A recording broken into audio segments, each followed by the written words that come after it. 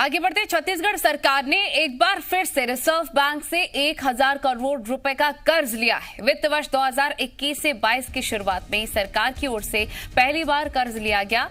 ये कर्ज 6.82% ब्याज दर पर लिया गया है। सरकार को ये रकम 7 साल में लौटानी है।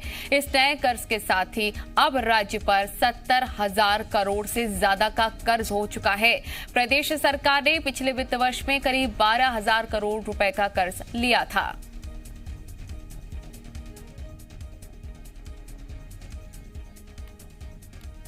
रजनी जी मीडिया रिपोर्टर तमाम जानकारी के साथ लाइव जुड़ गई हैं। रजनी, छत्तीसगढ़ सरकार ने एक बार फिर से रिजर्व बैंक से ऋण ले लिया है, क्या कुछ जानकारी? जी, छत्तीसगढ़ की सरकार ने इस वित्तीय वर्ष में 1000 करोड़ का कर्ज लिया है रिजर्व बैंक से और 6.82% की दर से इस कर्ज को लौटाना है 7 सालों में। वित्तीय वर्ष का ये पहला कर्ज है और ये कहा जा सकता है कि अब छत्तीसगढ़ की सरकार पर कर्ज का जो बोझ है वो 70,000 करोड़ से ज्यादा का हो चुका है। हालांकि 70,000 करोड़ में 40,000 करोड़ से ज्यादा का जो कर्ज है वो पिछली सरकार का है। वहीं इस सरकार ने सत्ता में आने के बाद तकरीबन 26,000 करोड़ का कर्ज लिया है। विधानसभा में भी जो आंकड़े पेश किए गए थे उसमें ये जानकारी दी गई थी कि अब तक 25,000 करोड़ से ज्यादा का कर्ज जो है छत्तीसगढ़ की सरकार ने बीते 2 साल में लिया है।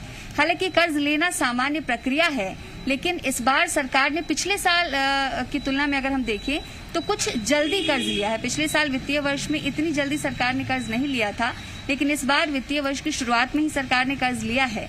ये कहा जा सकता है कि छत्तीसगढ़ में जो 2 महीने से ज्यादा का लॉकडाउन रहा, जिसकी वजह से आर्थिक गतिविधियां प्रभावित रही, बाजार बंद रहे और राजस्व का नुकसान हुआ, उसकी वजह से सरकार को पहले कर्ज लेना पड़ रहा है। और इसके साथ ही अब इस कर्ज पर भी सियासत होगी, क्योंकि विपक्ष लगातार ये कहता रहा है कि सरकार का खजाना खाली है, योजनाएं आगे बढ़ाने के लिए सरकार के पास राशि नहीं है और इसकी वजह से ही कर्ज लिया जा रहा है। हालांकि सरकार ये कहती रही है कि कर्ज लेना सामान्य प्रक्रिया है और कोरोना के दौरान जो आर्थिक संकट आया है राज्य के ऊपर, उसका कारण ये है कि केंद्र सरकार ने भरपूर मदद नहीं की है। ना तो जीएसटी का पैसा दिया गया है, ना ही जितने राहत पैकेज की मांग की गई थी उसे पूरा किया गया है और इन्हीं सब कारणों से सरकार को बार बार कर्ज लेना पड़ता है। तो कहा जा सकता है कि अब इस पर सियासत भी शुरू होगी और सरकार ने जो 1000 करोड़ का कर्ज लिया है उसका इस्तेमाल किस तरह से होगा ये भी देखना होगा। बहुत शुक्रिया आपका रजनी, तमाम जानकारी हम तक पहुंचाने के लिए।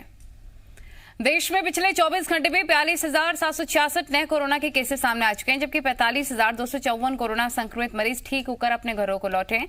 जिसके बाद अब देश में कोरोना के एक्टिव मरीजों की संख्या 4,55,033 पहुंची है। पिछले 24 घंटे में देश में 1,206 मरीजों की कोरोना से जान जा चुकी है। कोरोना से अब मृतकों की संख्या बढ़कर 4,07,145 बताई जा रही है।